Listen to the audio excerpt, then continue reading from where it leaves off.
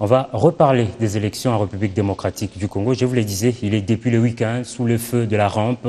Corneille Nangaa a soutenu lors d'une réunion avec les experts de l'EF à Paris sont impossibles. Une déclaration fort commentée dans les milieux politiques à Kinshasa.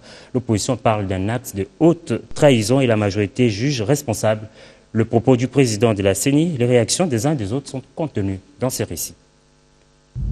Sa déclaration a fait le chou gras de la presse en ce début de semaine.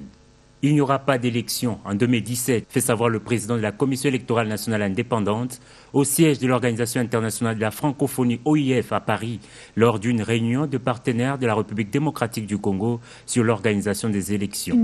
Invité le week-end sur le plateau du JT Afrique TV5 Monde, Corneille Nangaa est revenu sur ses propos. Les paramètres à notre présence nous donnent plus ou moins les raisons de penser qu'en décembre, il ne sera probablement pas possible de tenir cette date. À environ 8000 km de l'Hexagone, les réactions n'ont pas tardé. La classe sociopolitique congolaise a fait entendre sa voix. À l'opposition radicale, les affirmations de Corneille Nangaa sont considérées comme un acte de haute trahison. Il va nous dire ça et il fait une déclaration où, en dehors du pays, sans tenir compte de nous, les acteurs principaux chargés de concourir à ces différentes élections, vraiment un acte de haute trahison. C'est une opinion, mais qui n'est pas partagée de tous. Dans les cercles du pouvoir, l'on soutient que le président de la CENI n'a fait que répondre à ses prérogatives constitutionnelles. Le président Corneille Nangaa, il est président de la Commission électorale nationale indépendante. Et de ce point de vue, il est autonome. Il rend compte du processus électoral.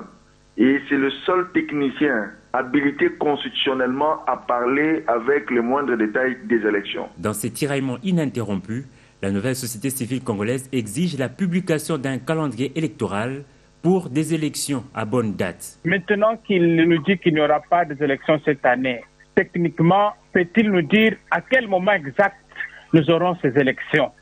Entre-temps, la mise en place du CNSA, Comité national de suivi de l'accord, n'est toujours pas effective. Cette structure est censée, avec le gouvernement et la CENI, évaluer les processus électoraux